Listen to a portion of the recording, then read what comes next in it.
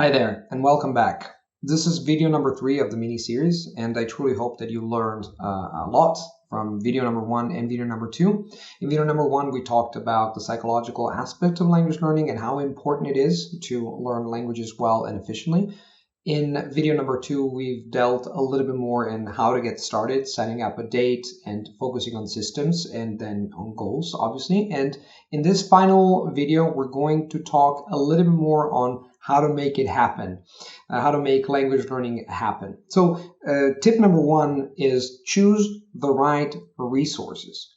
This is a very important step because, the language learning resource or resources that you will choose at the beginning will make a difference. That's the very first step that you are undertaking in your journey. And step number 1 is to invest some time in researching what resources are good or might possibly be good for you on the internet. There's a wealth of not only resources, platforms, and whatnot, but also on a specific advice on specific languages. So invest 2, 3, or even 4 days, maybe a couple hours a day, investing time on what might be useful for you once you've made a decision on learning one specific language. Because there's a lot of good resources and, most of all, advice on why certain resources are better than others. Step number 2, go to the bookstore. No matter what you read on the internet, which is valuable advice, at the end of the day, you have to make the decision of what resource or resources are good for you. So what you have to do is to go to the bookstore and just touch, smell, leaf through the book, look at the book visually, look if you like holding it in your hand, look if you like the way it's organized, look at the colors.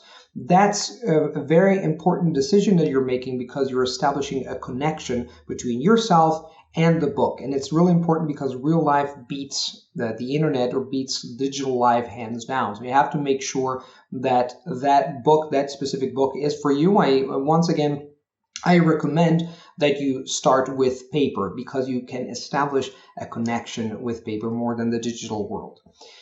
And which leads to step number 3, just choose one resource and stick to it. How many times has it happened to you or to me, seeing students, for example, coming to me and saying, hey, Luca, I've bought 3 books, I've subscribed to 3 platforms, I downloaded 4 apps.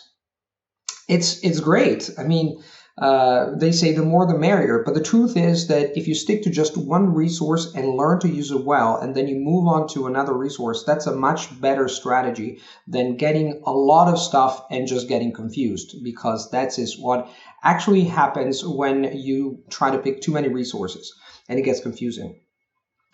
Tip number 2, focus first and foremost on principles instead of methods.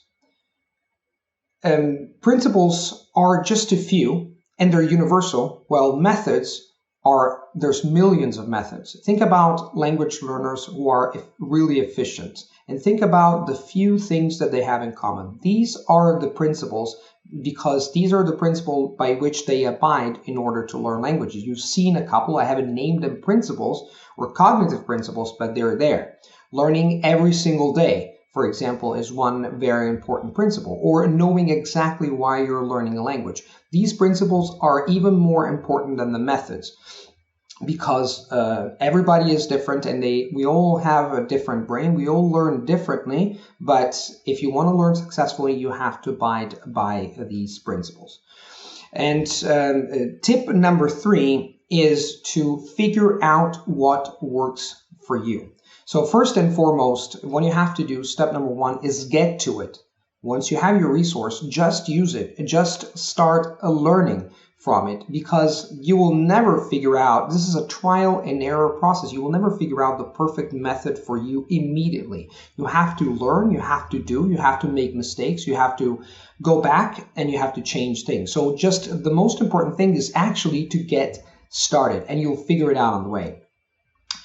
Step number 2, look for advice on the internet. Once again, the internet is a great tool when it comes to receiving advice from other people who've gone through this process of learning a language.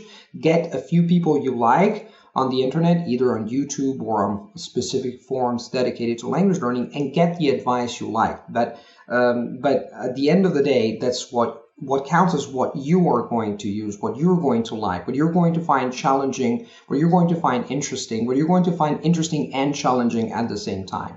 So the step number 3, that's the last one.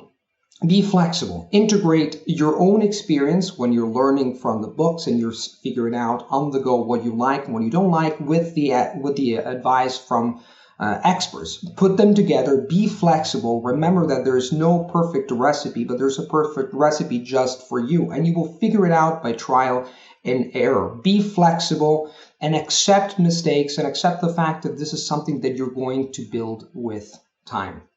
So here you have it. I hope you enjoyed this mini series. I hope it was valuable and it was meaningful. If you want to dig deeper into this and learn how to learn vocabulary better, use your memory better, learn how to speak confidently and in a smart way with people, and so many more things, just like book a lesson with me or book a batch of lessons, depending on what you want and what your goals are, and we're going to do this together. Thank you very much. Thanks for watching, and I hope I will talk to you soon, and we will walk together in this beautiful language learning journey. Bye.